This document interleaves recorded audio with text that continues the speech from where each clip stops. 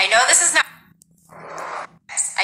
not applicable to the majority of people, but a lot of people have asked. So I figured I would do it in stories. I can save it as a highlight. Therefore, you can access it, but not make it a whole feed post. So first things first, let's talk about some foundational skills or things you need to work on. One is what your hands are like during a handstand, and it's called cambered hands, which looks like this, where you're going to have the knuckle of your hand coming off the mat by dragging the pads of the fingertips towards the heel of the hand. And really what that's going to help you do is, one, not just solely rest on your joints with flat hands. You're not going to have the ability to balance as your legs start to go back and forth if you lose balance.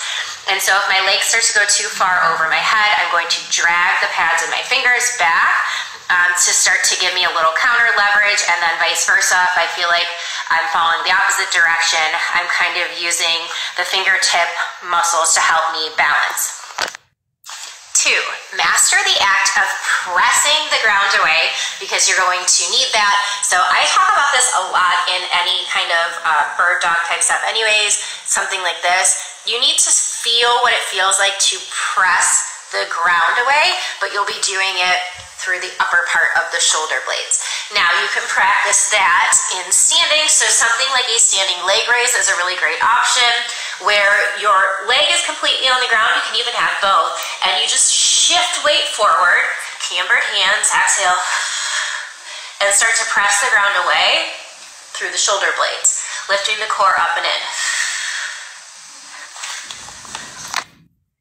Okay, so from further away, it looks like this. You're going to need a nice forward fold, and your hands are going to be close to your feet because we're going to work on shifting weight. You also want to learn how to accept some amount of body weight onto the shoulders if it's something that you're foreign with, and you can control that in this way. And you can also start to get the feeling of what it feels like to shift body weight onto the arms only.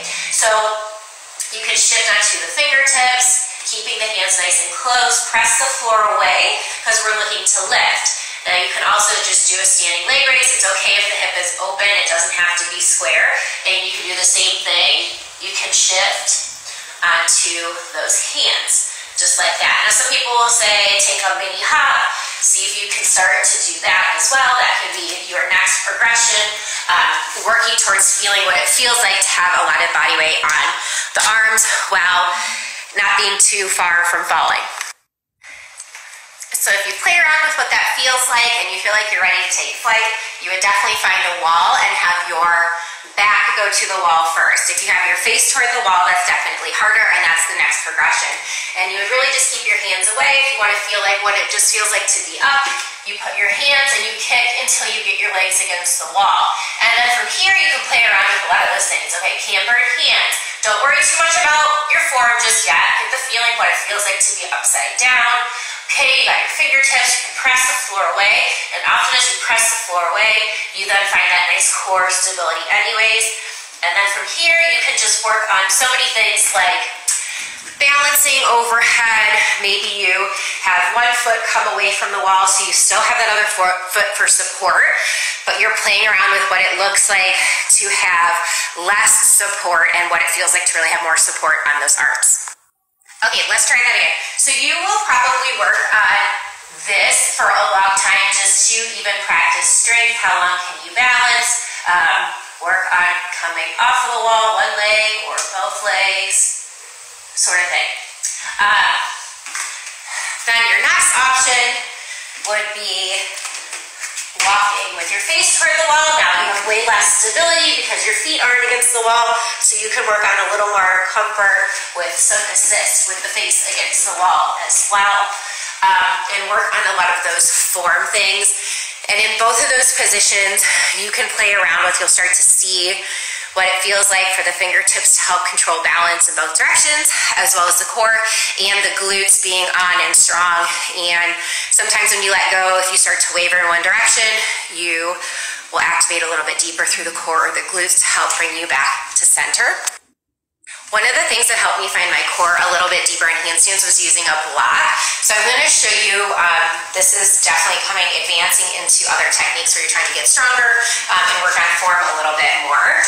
So you would come to kick up. Now, you could be against the wall, but I'm going to just kick up. And you're going to squeeze the block between your core, your hip flexor, and that knee. And what that really does is kind of starts to pull that core up and in if you've had a hard time finding it. It can be a really good strength training technique that you can use.